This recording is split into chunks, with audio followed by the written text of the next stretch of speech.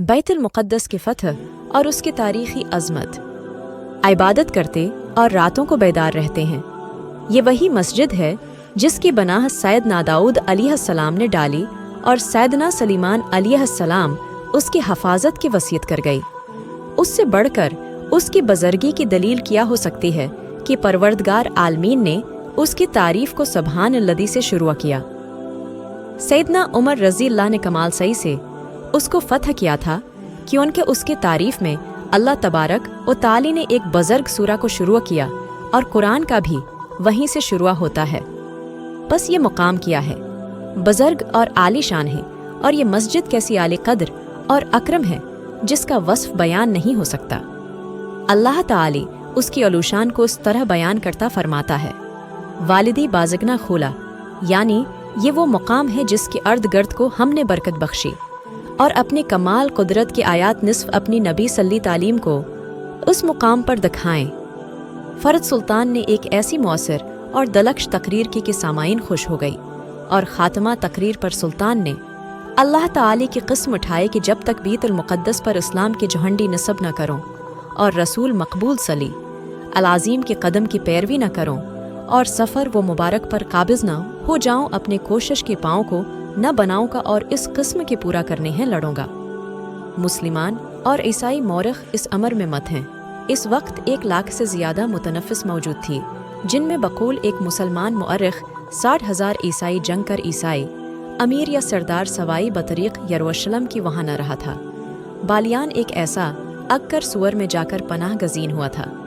वहाँ से बकौल मौरख़ आर्चा इसने सुल्तान से इजाज़त मांगी कि उसको अपनी बीवी और बच्ची यरूशलेम में पहुंचा देने के लिए वहां से एक दिन के लिए जाने दिया जाए, और पख्ता अकरार किया कि अगर इजाज़त दी दे गई तो एक शब से ज़्यादा वहां न ठहरेगा।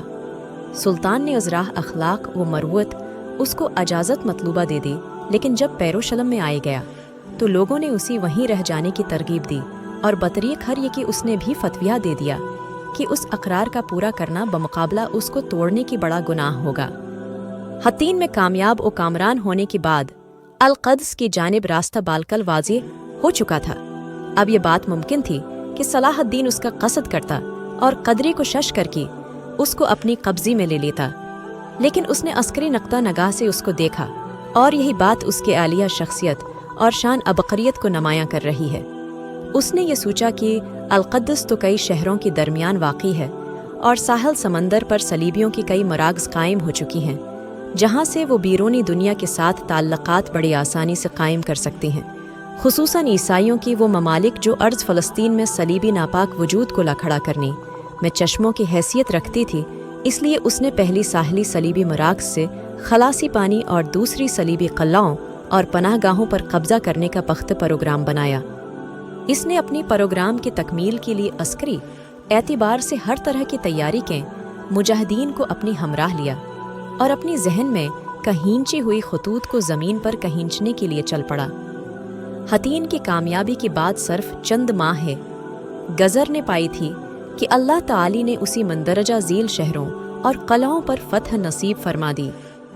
का क़िसारिय हिफ़ा महफूर बह अल-गुलाहुत्तूर मुस्बतिय नाबलिस मस्जिद लियाना याफ़ा तबसमीन सईद जबील बीरूत हरफंद आस्कलान रमलहुद अरोम वैर बलह गज़ा यानी बीत लहम बीत जबरील, और उनके अलावा हर वो चीज़ जो उन सलीबी बर्री फोर्सेस के पास थी।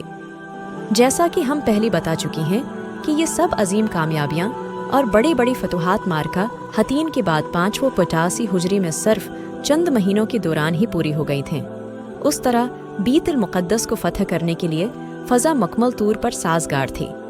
मकाम को मजबूत बुनियादों पर इस्तवार करने के लिए सुल्तान ने मिस्र से इस्लामी बहरी बीड़ी भी मंगवा लिए, जो हुसामुद्दीन लौलोल हाजिब चमकदार अबरों वाला की ज़ीर क़यादत पहुंची, जो अपनी जरात व बसालत और अजीम ख़तरनाक कामों में बिला खौफ वो ख़तर को दजानी में मशहूर ज़माना था और साइबल मशूरा भी था। उसने बहर मुतवस्सित में चक्कर लगानी शुरू कर दिए, खुसूसन इस बात का ख्याल रखते हुए कि कहीं यूरोप की अफरंगी साहल फ़लस्तीन तक पहुँचने में कामयाब न होने पाएँ।